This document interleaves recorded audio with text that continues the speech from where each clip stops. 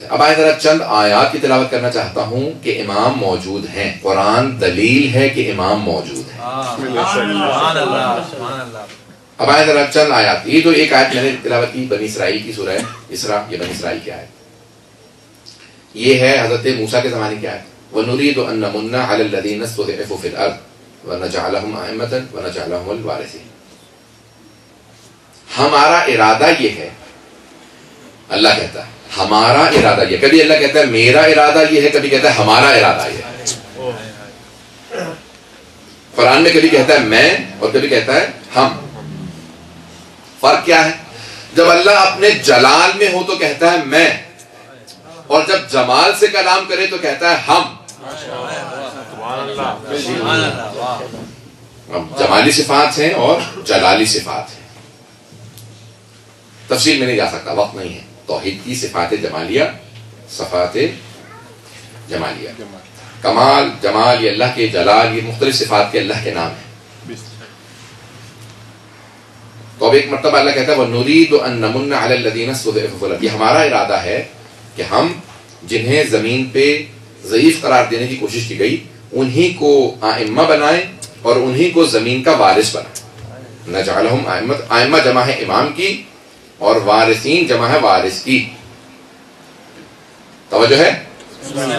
وہی امام ہوں اور وہی وارث ہوں جن پہ ظلم کیا گیا، جن پہ ستم کیا گیا، جنہیں کمزور بنانے کی کوشش کی گئی، جن پہ بہت زیادہ ظلم کیا گیا، انہی کو امام بنائیں اور انہی کو زمین کا وارث بنائیں. یہ آیت کہ پوری زمین کا کوئی وارث ہو دلیل ہے کہ کوئی اللہ کا ایسا نمائندہ آنے والا ہے جو پوری زمین پہ حکومت کرے گا، پوری زمین پہ حکومت کرے گا. اب میں اس میں دو لفظوں پہ بحث کرنا چاہتا ہوں. لفظ وارث سے متعلق دو جملے پیش کرنا چاہتا ہوں. نجعلہم ائمۃ یعنی ائمہ، لفظ امام اس کی جمع ائمہ، اور وارثین جمع ہے وارث کی. پوری زمین کے وارث ہوں گے، پوری زمین کے، پوری زمین. توجہ ہو، اب تک پوری زمین پہ کسی بھی اللہ کے نمائندے کی ظاہری حکومت نہیں رہی.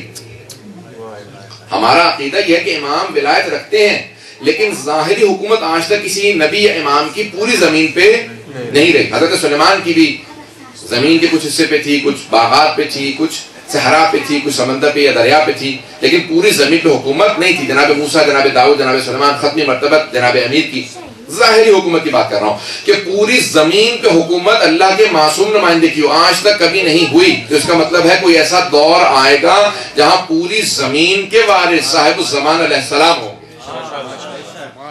پوری زمین کے وارث اور وارث یعنی زمین میراث ہے، امام وارث ہیں. زمین میراث ہے، امام علیہ السلام وارث ہیں. جہاں پہ وارث ہوگا وہاں میراث ہوگی. وارث افضل ہوتا ہے، میراث مفضول ہوتی ہے. توجہ ہو، قرآن میراث ہے، امام وارث ہیں.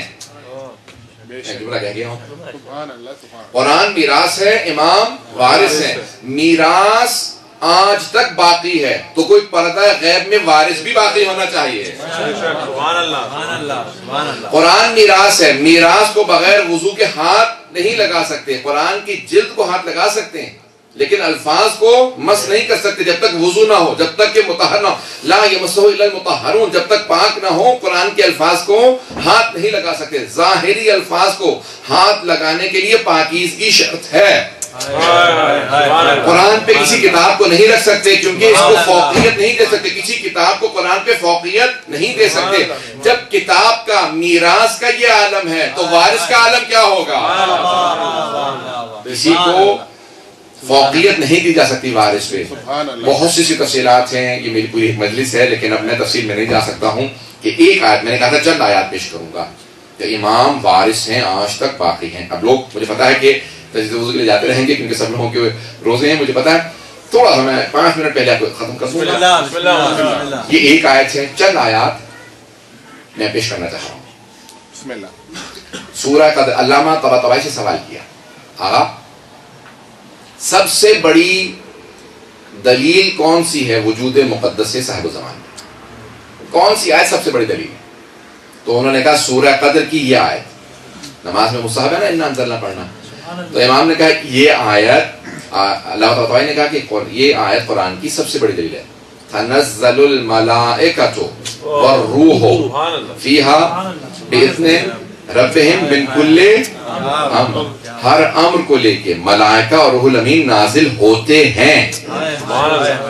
بھئی پاسٹ ٹینس نہیں ہے، ماضی کا صیغہ نہیں ہے، ماضی نہیں ہے کہ ایک مرتبہ ملائکہ اور روح الامین نازل ہوئے تھے، نہیں، مضارع کا صیغہ ہے، یعنی پریزنٹ کنٹینیوس ہے۔ ابھی بھی جب شب قدر آتی ہے تو ملائکہ اور روح الامین نازل ہوتے ہیں، ابھی بھی شب قدر میں ملائکہ اور روح الامین ہر امر کو لے کے نازل ہوتے ہیں۔ پیغمبر اسلام کے زمانے میں ان پہ نازل ہوتے تھے، اس کے بعد جناب امیر پہ، پھر امام حسن مجتبیٰ، پھر امام حسین، تو کوئی آج پیغمبر جیسا باقی ہے جس پہ ملائکہ اور روح الامین نازل ہوتے، ہر امر کو لے کے نازل ہوتے ہیں، جس پہ ہر امر نازل ہو اسے اولی الامر کہتے ہیں، وہی اولی الامر۔ حیران گرامی، کیا کیا چیزیں امر ہیں جب تک امر سمجھ میں نہ آئے۔ میں نے امر کا اسی لیے ترجمہ نہیں کیا اردو میں۔ وَيَسْأَلُونَكَ عَنِ الرُّوحِ قُلِ الرُّوحُ مِنْ أَمْرِ رَبِّي، اے میرے حبیب یہ آپ سے روح کے متعلق سوال کرتے ہیں، روح کیا ہے؟ کہہ دیجئے روح میرے رب کا ایک امر ہے، موت امر ہے، حیات امر ہے، کس کی روح آنے والی ہے، کس کی جانے والی ہے، یہ امر ہے، یہ سارے امر امام زمانہ کے پاس ہے۔ اگر توجہ، رزق امر ہے، بارش امر ہے، یہ تمام چیزیں فیہا یفرق کل امر حکیم، سورہ دخان میں کہا۔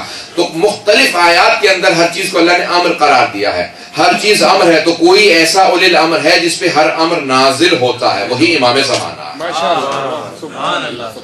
اور تو کوئی ہے نہیں، کوئی دعویٰ نہیں کر سکتا مجھے فرشتے نظر آتے ہیں، میرے سامنے ملائکہ آتے ہیں، ہمیں ایک ہی فرشتہ نظر آئے گا، اس کا نام ہے ملک الموت۔ ایسا ہی ہے یا نہیں؟ کوئی ایسا آدمی دعویٰ نہ کرے مجھے فرشتے نظر آتے ہیں، میں فرشتوں کو دیکھتا ہوں، نہیں، امام زمانہ ہی کی بارگاہ میں ان کے خادم آتے ہیں۔ توجہ ہے لوگوں کی؟ بسم اللہ۔ یہ دو آیات ہیں، ایک آدھی اور آیت سنا تو جلدی جلدی آپ کے سامنے، بسم اللہ۔ اگر سننا پسند فرمائیں۔ بسم اللہ۔ محمد و آل محمد صلوات۔ اللہم صلی علی محمد و آل محمد۔ دو تین آیت جلدی پیش کروں گا۔ ایک تو قرآن کے اندر اللہ نے کہا کہ یوم ندعو کل اناس بامامہم، ہم تمام لوگوں کو ان کے امام کے ساتھ قیامت کے دن محشور کریں گے، بلائیں گے امام کے ساتھ۔ تو ہر دور میں کوئی نہ کوئی امام ضرور ہوتا ہے، تو ہمارے زمانے کے امام صاحب الزمان ہیں۔ اب وقت نہیں کہ میں ہر آیت کی تفسیر میں جاؤں، دو آیات اور سن لی تھی۔ یہ آیت سورہ انبیاء میں ہے، اواخر میں ہے۔ وَلَقَدْ كَتَبْنَا فِي الزَّبُورِ مِن بَعْدِ الذِّكْرِ أَنَّ الْأَرْضَ يَرِثُهَا عِبَادِيَ الصَّالِحُونَ، اور ہم نے ذکر کے بعد، توریت کے بعد زبور میں بھی لکھ دیا ہے۔ اللہ قرآن میں بتا رہا ہے کہ ہم نے توریت کے بعد زبور میں بھی لکھ دیا ہے، اور یہ آیت قرآن کی ہے، یعنی اللہ کی ہر کتاب میں یہ بات موجود ہے۔ پروردگارہ کیا بات موجود ہے؟